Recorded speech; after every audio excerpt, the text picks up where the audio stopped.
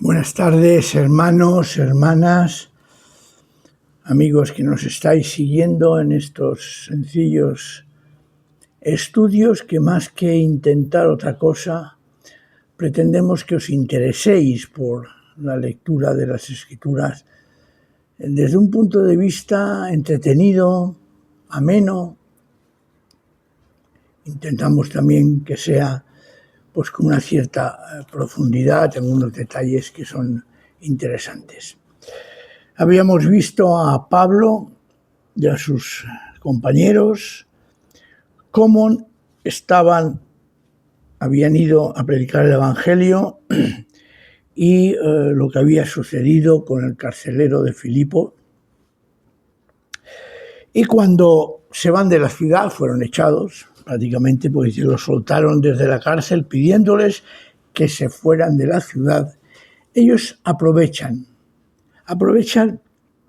y dice el texto en Hechos 17, atravesando Anfípolis y Apolonia, Pablo y Silas llegaron a Tesalónica. Tesalónica era una ciudad, puerto de mar, bastante importante, que se encontraba a unos 160 kilómetros de Filipo. Calculamos que en aquellos época andando, pues había unos 3 días de camino. ¿Y qué sucede en Filipos? Pues sucede lo siguiente. Pablo acostumbraba primero ir a la sinagoga y así lo hace. Y allí predicó el Evangelio, hablando de Jesús, que fue crucificado y que fue resucitado de los muertos, y lo hizo a los judíos que habían en la sinagoga y también a los gentiles temerosos de Dios que habían allí. Ya lo hablamos en vídeos anteriores, esa diferencia que había entre judíos y los gentiles que eran temerosos de Dios. Y yo quisiera que hubiera varios aspectos a destacar en su presentación a Jesús. Lo hizo de una forma que nosotros deberíamos de tener siempre presente. Lo hizo demostrando con las Escrituras que Jesús es el Hijo de Dios. Y el texto nos dice que lo hizo dialogando con ellos, teniendo, repito, como base las Escrituras. Esta palabra que utiliza, por ejemplo, declarando, exponiendo lo que las Escrituras hablaban de Jesús, literalmente significa abriendo. Pablo abrió las Escrituras con claridad y directamente les mostró que Jesús era el Hijo de Dios. Y dijo además algo importante, que era necesario que el Cristo, que el Mesías, en este caso Jesús, el Mesías, padeciese y resucitase de los muertos. Él lo probó, es decir, dio pruebas evidentes para que la gente se convenciera de que era así. La idea es que presentó evidencias, tal evidencia que persuadió a los oyentes de que Jesús, el Mesías, aquel hombre que había vivido años antes, que había predicado, que había sido muerto y que había resucitado al tercer día, era auténticamente el Mesías. Aquel, como dice, a quien yo os predico. ¿Qué sucede entonces ante esa predicación de Pablo? Nos dice el texto que tenemos en Hechos, capítulo 17, ya lo he dicho antes, a partir del versículo 1, que algunos creyeron en él, no todos. Eso lo vemos que nos pasa y nos sucede siempre, ¿no? Cuando se predica el Evangelio, No todos lo reciben, no todos se convierten, sino aquellos que en su corazón tienen la disposición, tienen buena tierra. ¿Os acordáis de la parábola de la semilla y de la tierra? La semilla que cae en tierra, cae fuera en el camino, cae entre pedregales. Pues esto sucede así. ¿Qué pasa entonces? Que muchos griegos piadosos y muchas judías nobles, mujeres, dice el texto, no pocas, se convirtieron. Tuvieron un cierto éxito. Creyeron un gran número de personas en Tesalónica. De hecho, Pablo, más lo vemos como escribe incluso 2 cartas a los creyentes de Tesalónica. Tenemos primera y segunda de Tesalonicenses. ¿Y qué sucede entonces? Bueno, sucede lo que a veces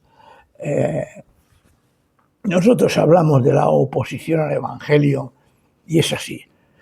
Algunos judíos no creyeron, pero es que además se les imputa celos. Tuvieron celos, porque de alguna manera quitaba el hecho de que no estuvieran bajo su mando, sino bajo su control, y los sacaba hacia la libertad del Evangelio. Además, recibió apoyo, tenía apoyo Pablo, un detalle también que quisiera destacar, tenía el apoyo que recibió de Filipos. En Filipenses 4, 15 y 16, ahí lo tenéis, una demostración cómo los creyentes de Filipo apoyaban ese evangelio y esa extensión del evangelio. ¿Qué pasa entonces? Pues pasa una cosa curiosa relativamente. Los judíos que no creían tuvieron celos y tomaron consigo a algunos ociosos hombres malos y juntando una turba alborotaron la ciudad. Como pasó en Antioquía y pasó en Pisidia, lo tenemos en los capítulos 13, y en Iconio, en Hechos 14, y en Listra, también en Hechos 14, en su primer viaje misionero. Pablo aquí también recibió oposición por la multitud, incitada por la gente celosa entre el pueblo judío. Es curioso porque esto se repite siempre. No es un hecho concreto que sucedió en aquel momento. A veces los celos entre las iglesias pueden llevar a maltraer. Seamos sinceros. Cuando a veces preguntan, ¿cuántos miembros hay en la iglesia en la que asistes? Tanto. Parece que definir el número de miembros en una iglesia define la importancia de aquel grupo. Y eso es un error. Porque a cada iglesia verdadera el Señor da lo que necesita, ya lo hemos hablado, y da el sustento y atrae a las personas que necesitan estar en aquella congregación. No hay nada que suceda en las iglesias que sea por casualidad. A veces nos duele cuando una persona que hemos conocido, que amamos, se va de la iglesia. Duele, claro que duele, pero sin embargo, desde el punto de vista de creyentes, hemos de plantearlo como algo que puede suceder. De hecho, sucede, porque no todo el que dice Señor, Señor, entrará en el reino de los cielos. Y la perseverancia en la fe es un don precioso de Dios. Mirad, cuando llegaron a la ciudad que estaba allí, Como pasó en Antioquía y en Pisidia, en Iconio y en Listra, en el primer viaje misionero de Pablo, Pablo recibió también oposición por la multitud incitada por gente celosa entre el pueblo judío. ¿Y qué sucede? Nos dice aquí. Ellos fueron a habitar en casa de un tal Jasón. Era un cristiano cuya casa parece haber sido el lugar de reunión de la iglesia. Cuando aquellos hombres enemigos fueron a casa de Jasón, porque ellos sabían que Jasón los había acogido cuando son perseguidos, resulta que no los encontraron, ni a Pablo, ni a Silas. Y entonces, ¿qué hicieron? Atacaron al mismo Jasón y a algunos hermanos que estaban con él. ¿Qué hacían? Gritaban y diciendo, estos que han venido de fuera están trastornando el mundo entero y también han venido aquí.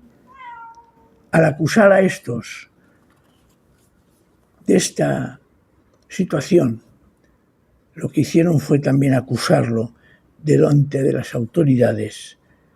Y entonces aquellos hombres alborotaron al pueblo de la ciudad y se infundió el temor en aquella ciudad, porque pensaban que el Evangelio, con toda mala intención, porque a veces el Evangelio se usa con mala intención para hacer daño a otras personas, acusaban a ellos de que estaban en oposición a César y a Roma. ¿Qué sucede entonces? Lo dice el texto.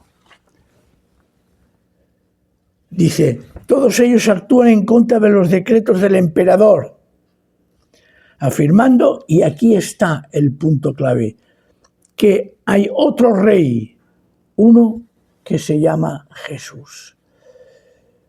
Claro, nuestro Señor es nuestro único rey, nuestro Señor es nuestra única guía de comportamiento.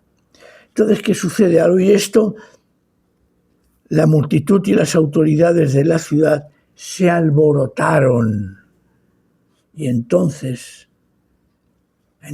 cogieron a Jasón y a los demás. Los cogieron, los llevaron prisioneros a un lugar determinado y entonces, a ver que no estaba con ellos, los dejaron en libertad. Pero además, es curioso como de alguna manera en estos acontecimientos vemos la mano de Dios. Vemos como el Señor actúa, hace, porque el hecho de que tuvieran que huir de Tesalónica les abre la puerta a otra ciudad que, si el Señor lo permite, lo veremos el sábado próximo. Es la ciudad de Berea, donde sucede algo, ya lo veremos, muy interesante. Sucede algo que nosotros deberíamos de tomar ejemplo. Pero no voy a seguir, simplemente lo dejo así y espero que el Señor nos siga bendiciendo como hasta ahora. Amén.